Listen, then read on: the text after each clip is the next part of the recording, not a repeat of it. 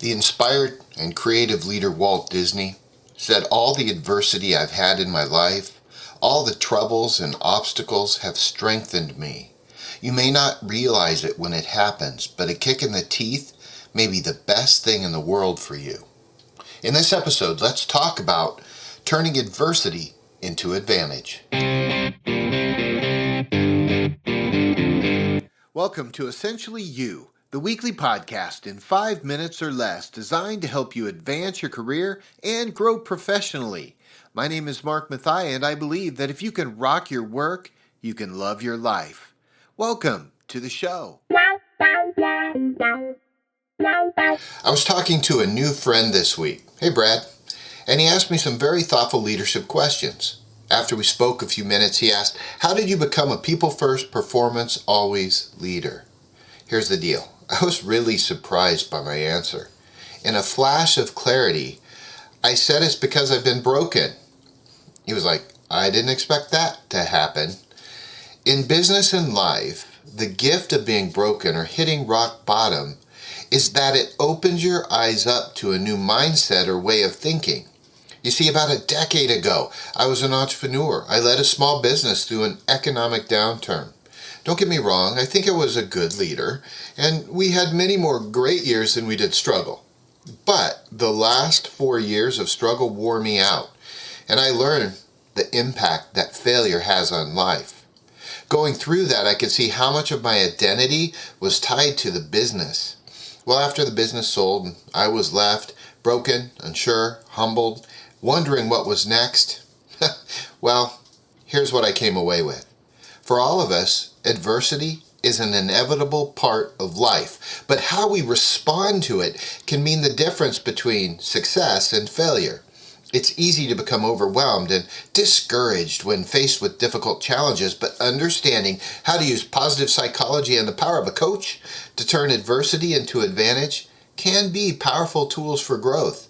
Let's talk about both, and let's look at them in terms of both the before and kind of the proactive and reactive ways of turning this adversity into advantage, setbacks into success. And before we continue on, hear me out.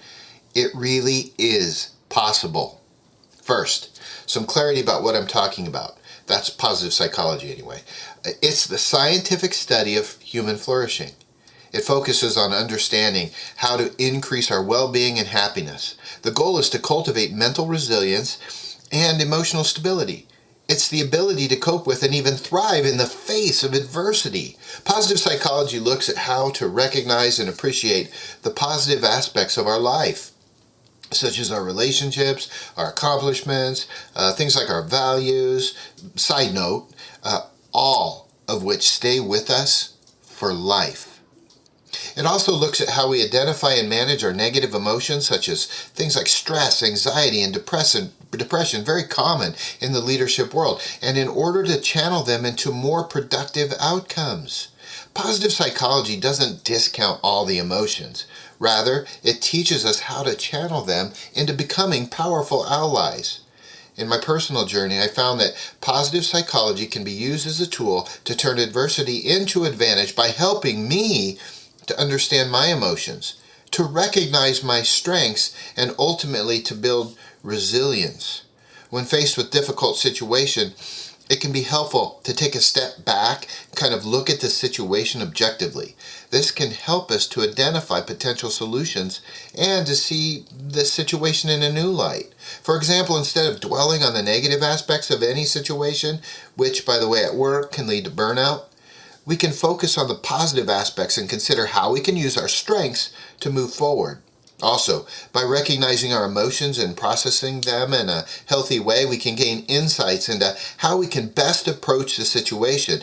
Positive psychology opens the door to greater understanding of what's possible through adversity. And there are specific interventions, things like mindfulness, gratitude practices, hope theory, and strengths that can remind us all that, this is important, we are not our problems. Our problems are simply our problems. Now here are several others who've walked this walk and a little bit about their stories of how they turned adversity to advantage. Let's start with Winston Churchill. Churchill is known for his leadership during World War II.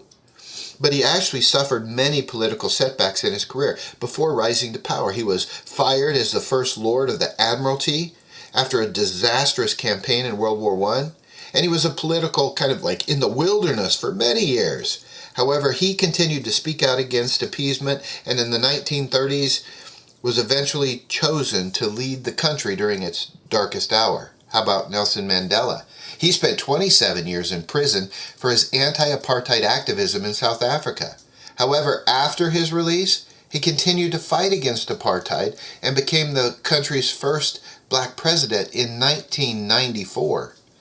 Apple's a great example of a company that, they were almost bankrupt in 1990, but the company's fortune turned around after Steve Jobs came back. Jobs revitalized the company and introduced us some really cool products like the iMac, iPod, iPhone, iPad. The list goes on, but you get it. He turned Apple into one of the most valuable companies in the world. Muhammad Ali, another example of someone who was stripped of his boxing title when he was banned from the sport for 3 years after refusing to be drafted into the Vietnam War. However, he made a comeback in 1970 and went on to win the heavyweight title 2 more times. And finally, one of my favorite presidents, Abraham Lincoln. His story was that he suffered many political defeats before becoming the 16th president of the United States. He lost a race for U.S. Senate in 1858 and failed to win his party's nomination for vice president in 1856. However, he continued to speak out against slavery and eventually became one of the most revered presidents in American history. See, only time will tell the fate of those who are in the arena, those who dare to live boldly and desire to build something greater than themselves. And now this is where coaching comes in. Coaching, along with positive psychology, is another powerful tool in turning adversity into advantage. I believe that a coach is someone who helps another person or a group of people to identify and reach objectives, goals.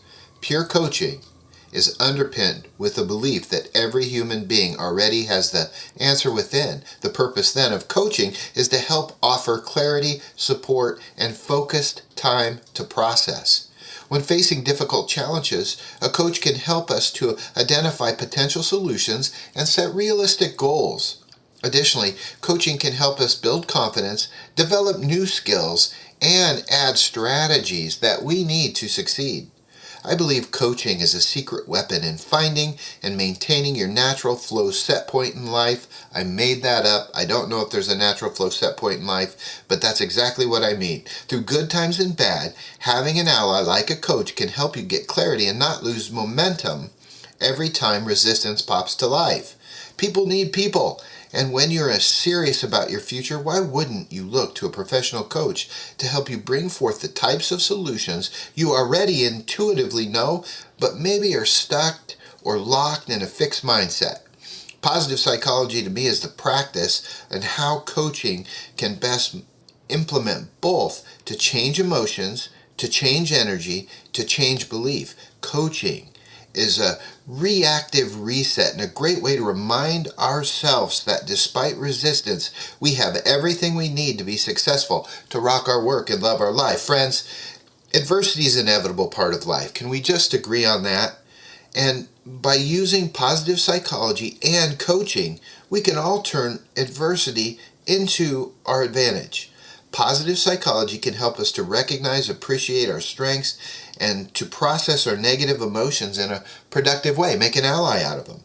Coaching can help unlock our potential and give us clarity around our challenging. The coaching process helps to develop strategies for success and offers encouragement, belief, and accountability. By understanding how to use these strategies, we can all increase our well-being and happiness and turn setbacks into successes.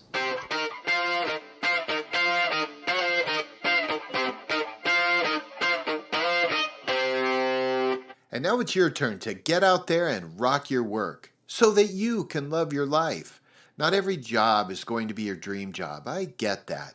However, if you can use your strengths every day and you know your stuff, the sky is the limit. If you've liked what you've learned, will you consider subscribing on iTunes and leaving a review? I'd sure appreciate it. Until next week, I'm cheering for you.